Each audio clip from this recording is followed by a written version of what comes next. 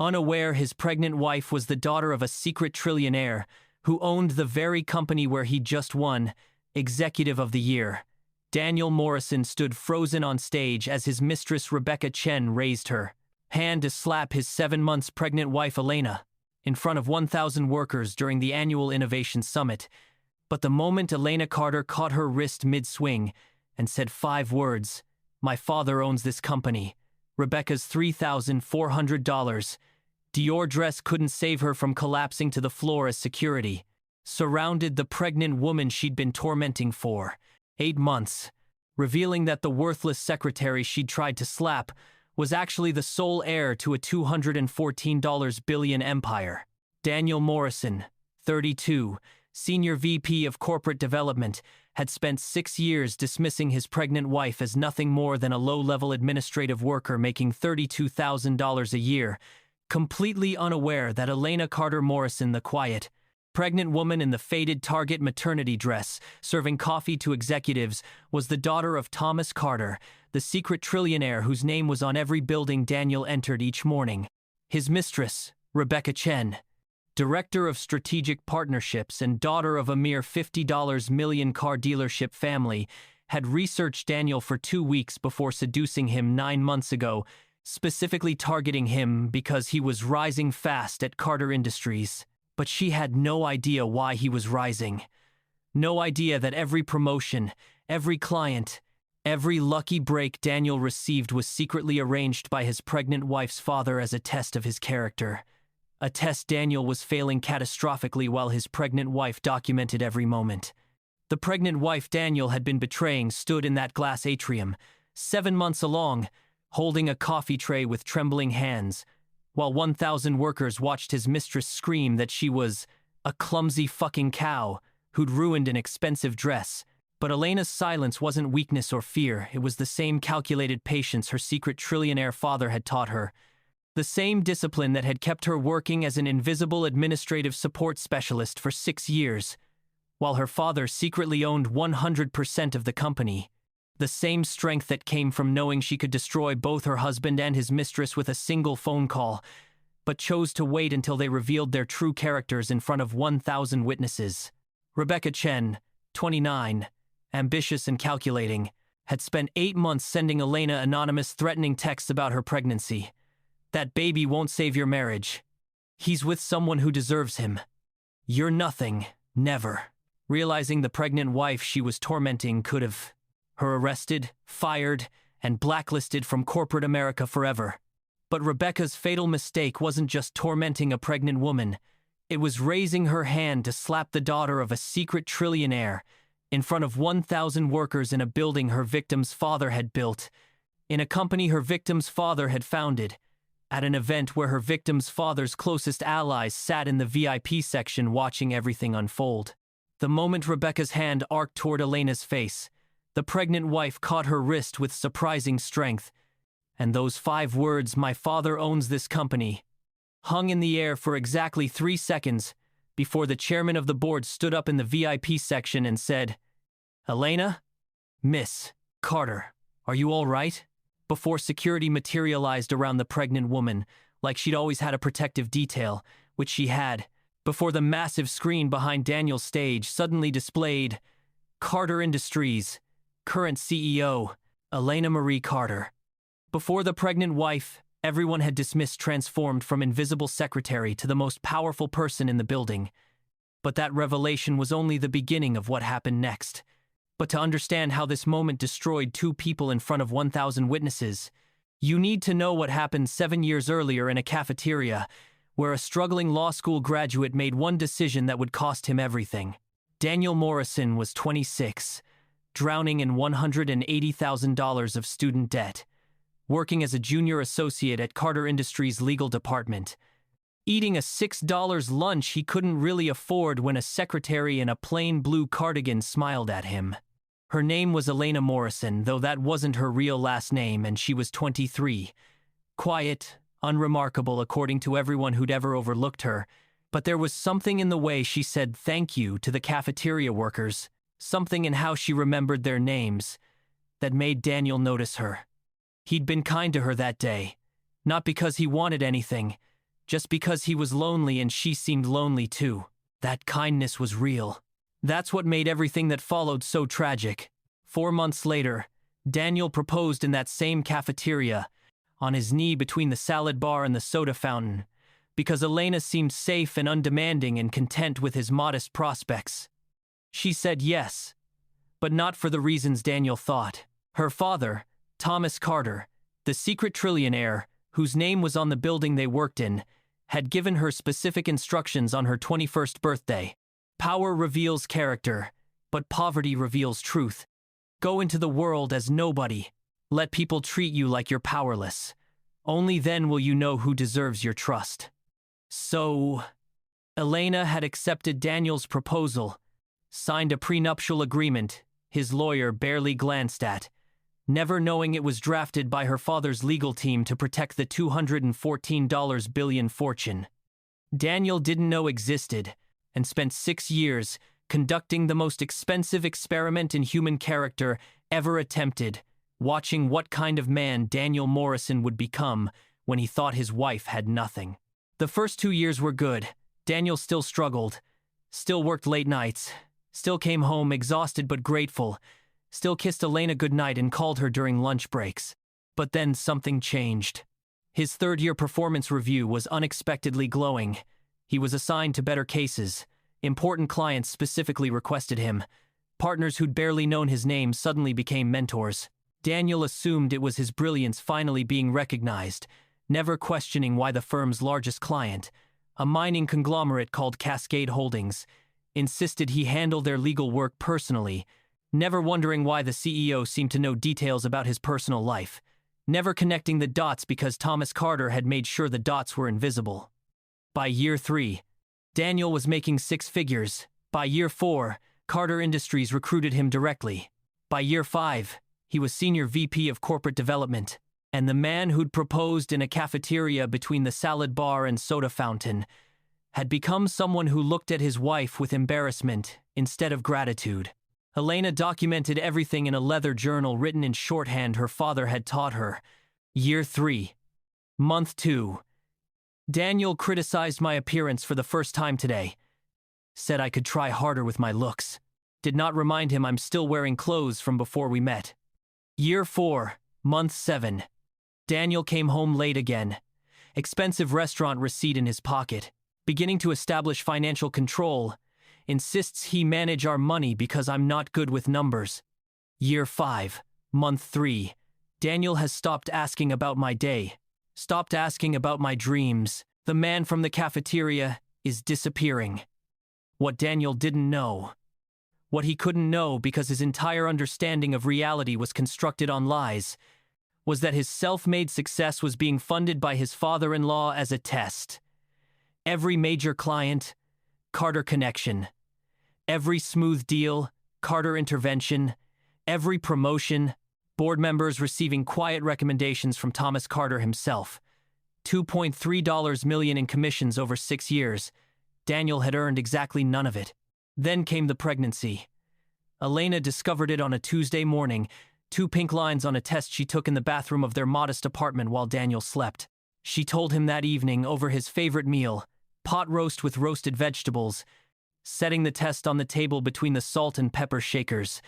Daniel had stared at it for 10 seconds, then said, "Are you sure?" Not excitement, not joy, just, "Are you sure?" As if she might have misread a pregnancy test. That was month 0, the beginning of the end, though Elena didn't fully understand it yet. But by month 3, when her morning sickness made her vomit every morning and Daniel started sleeping in the guest room claiming her pregnancy insomnia kept him awake, Elena understood perfectly. Her father had been right. Poverty reveals truth. And Daniel's truth was that he loved what she could give him. Stability, support, admiration, but he didn't love her. Month 4 was when Rebecca Chen entered their lives, though Elena didn't know her name yet. Just a phone that suddenly had a passcode, late nights that became overnight trips, a new cologne that smelled expensive. And then, month 4, day 23, the moment Elena realized her marriage was over, she texted Daniel the ultrasound photo, the first clear image of their baby's face, tiny fingers curled near a tiny chin, and waited for his response. 6 hours later, her phone buzzed. Cool. Just one word. Cool. Like she'd sent him a photo of a sandwich. Elena had cried for an hour in the bathroom at work, her hand on her growing belly, then opened her documentation file and added the entry with hands that no longer shook because grief, when it's deep enough, brings a kind of clarity that feels like ice. By month 5 of Elena's pregnancy, Rebecca Chen had a name and a face, and a pattern Elena could track like a scientist studying a predictable experiment. Rebecca was 29, director of strategic partnerships, from a car dealership family worth $50 million, who wore that wealth like armored Dior dresses, Louboutin heels, a Cartier watch Daniel had bought her with the company expense account, thinking Elena would never notice because Elena was just a secretary in facilities who coordinated cleaning schedules and served coffee at executive events. Rebecca had researched Daniel for 2 weeks before making her move, targeting him specifically because he was rising fast at Carter Industries, never knowing that every rung of that ladder had been built by Elena's father as a test Daniel was failing spectacularly. The affair started in month 4 of Elena's pregnancy, right when morning sickness made her pale and exhausted, right when her body was changing in ways that made Daniel look at her with something like disgust. Rebecca saw opportunity in that disgust and moved in with surgical precision. The anonymous text started in month 5. He doesn't love you anymore. He's with someone who deserves him. That baby won't save your marriage. Elena saved every single one. Screenshots organized by date in a folder on her phone, she'd labeled evidence. She could have traced the number in 30 seconds. Her head of security had been her father's military colleague for 20 years, but Elena didn't want to stop the messages. She wanted documentation. She wanted Rebecca to reveal exactly who she was when she thought there would be no consequences. Month 6 brought the cruelest text. A photo of Daniel and Rebecca at a restaurant Elena recognized, his hand covering hers on the table, sent with the caption, "He chose me." Elena had been in her 3rd trimester checkup when that text arrived, her doctor asking if everything was okay at home because her blood pressure was elevated, and Elena had smiled and said everything was fine because what else could she say? My husband is having an affair with a woman who's texting me photos while I'm trying to hear my baby's heartbeat? Month 6 was also when Daniel said the thing Elena knew she'd never forgive. They'd been arguing about something trivial. Daniel wanted to go to a work conference in Miami. Elena had asked him to stay for her next ultrasound, and Daniel had exploded with frustration that seemed disproportionate until he said, "Are you even sure it's mine? You've been so desperate for attention lately. Who knows what you've been doing?" The room had gone silent except for the hum of their refrigerator. Elena, 6 months pregnant, had stared at her husband and seen a stranger wearing Daniel's face. The next day, she'd gotten a paternity test. 99.99% match. She carried that report in her purse every day afterward, waiting for the right moment to use it, knowing that moment would come because men like Daniel always push until they break something irreparable. By month 7, Elena's father had been dead for 3 months, though Daniel didn't know Thomas Carter was her father, didn't know the funeral Elena attended for her aunt in Montana was actually for the secret trillionaire whose empire Daniel worked in. Thomas had died of a heart attack in his study, surrounded by maps of mineral deposits and photographs of Elena as a child, and his last words to her, recorded in a video had been specific. "My darling Elena, if you're watching this, I'm gone, but you're not alone. You're carrying my grandchild, and you're stronger than you know. The company is yours. Use it wisely. Remember, a man's character is revealed not by how he treats those above him, but those he thinks are beneath him. If your husband failed this test, you know what to do. Protect my grandchild. Build something better." The will stipulated that Elena would take control immediately, but with a 3-month transition period for the board to prepare.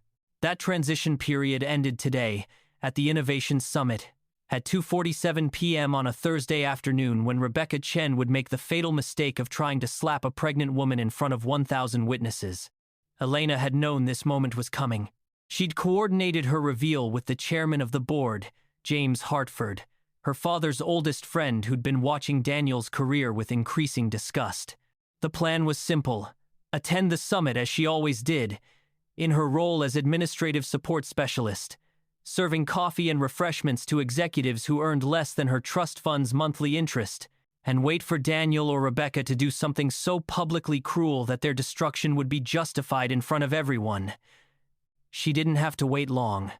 Daniel won Executive of the Year at 2:35 p.m., standing on stage in his expensive suit, giving a speech about hard work and determination and seizing opportunities, never once mentioning his wife or his unborn child, and Elena had stood in the back of the 3-story glass atrium, 7 months pregnant, holding a coffee tray, watching the man she'd loved transform into someone unrecognizable.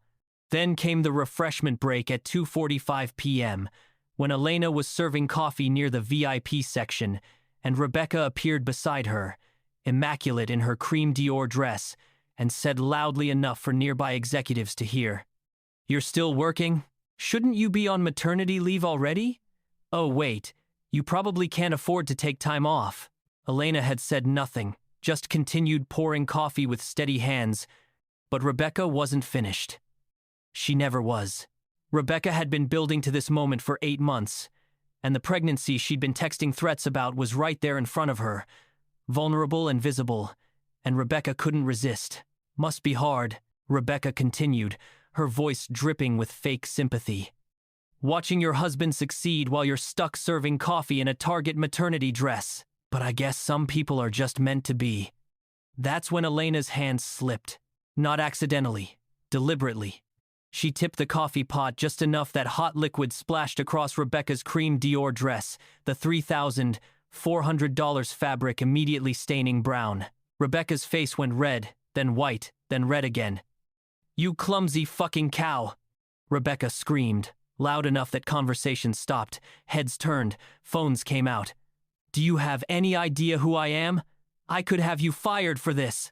You're nothing, you're a nobody who ruined a $3,000 dress. Your husband knows what you are, worthless. That's why he's with me now." Rebecca's hand was rising, arc toward Elena's face, and for exactly 2 seconds, Elena saw everything. Daniel on stage watching but not intervening. The 1,000 workers holding their breath. James Hartford rising from his seat in the VIP section, security moving from their positions, Rebecca's manicured fingers aimed at a pregnant woman's cheek. Then Elena's hand shot up and caught Rebecca's wrist mid-swing, her grip firm despite her trembling, and she said 5 words that would change everything. "My father owns this company." The words hung in the air like a bell that couldn't stop ringing.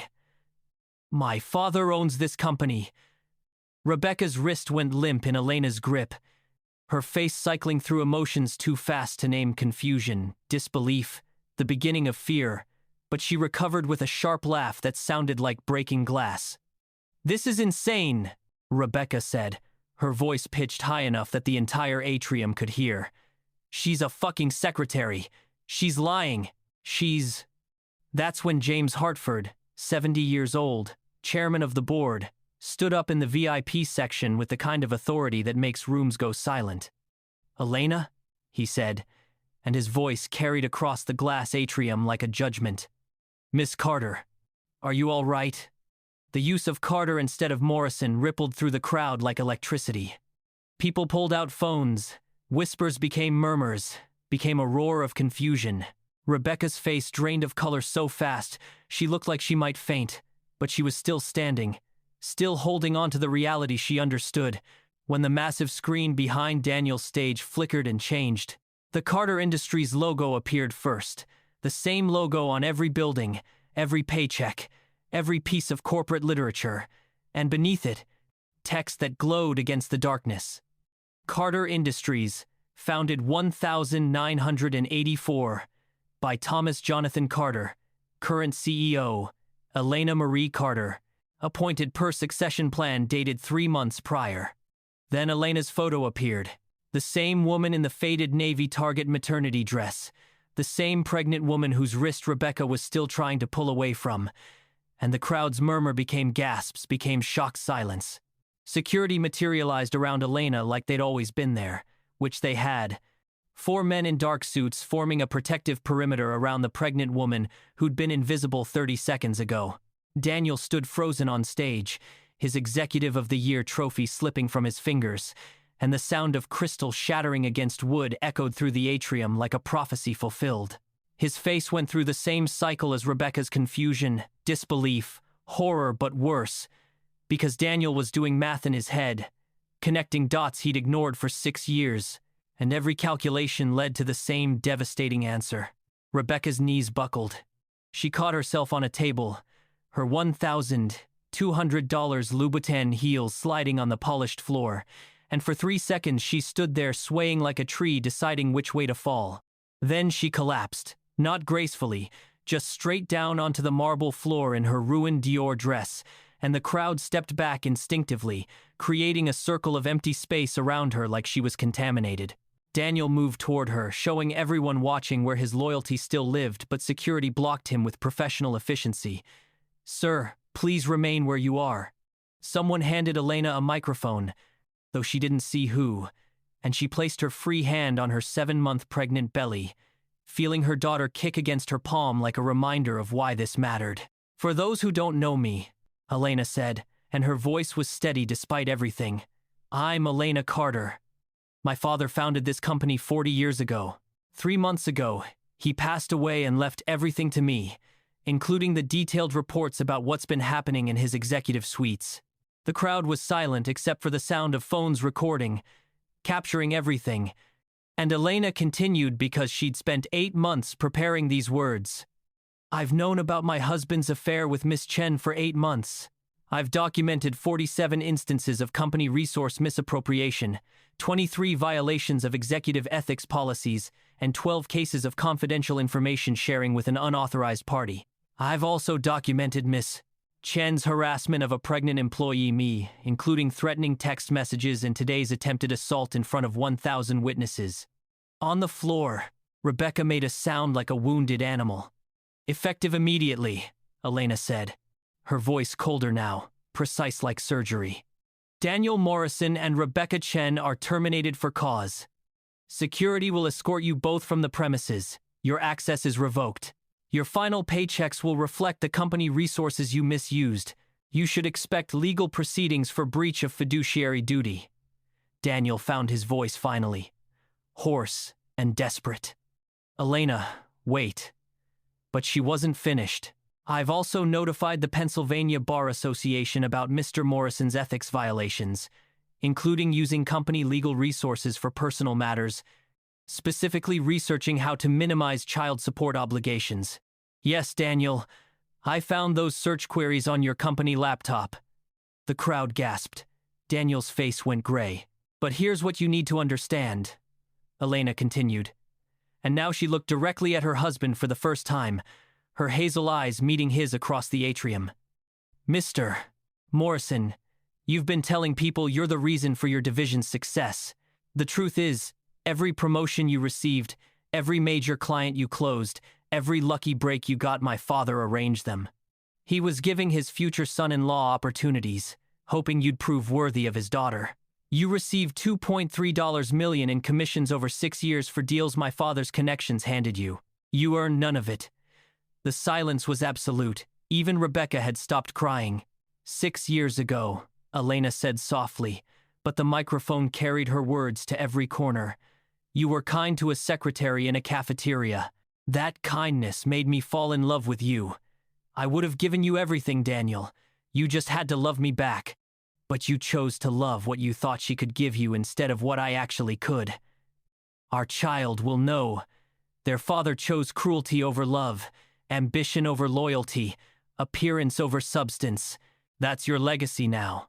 Elena handed the microphone back, touched her belly where her daughter was kicking, and walked past Rebecca, still collapsed on the floor, without a glance. "Security, please escort these 2 former employees out. And someone clean up the coffee. We have a keynote to finish." The crowd parted for her like water, and as Elena walked through the glass atrium, pregnant and powerful and finally free, 1,000 workers watched the invisible woman become the only person who'd ever really mattered. So tell us, where are you watching this from? And if this story moved you, if it made you feel something real, hit that notification bell so you never miss a story that reminds you that character is everything, that kindness matters, and that the people you dismiss might be the ones who hold your entire future in their hands.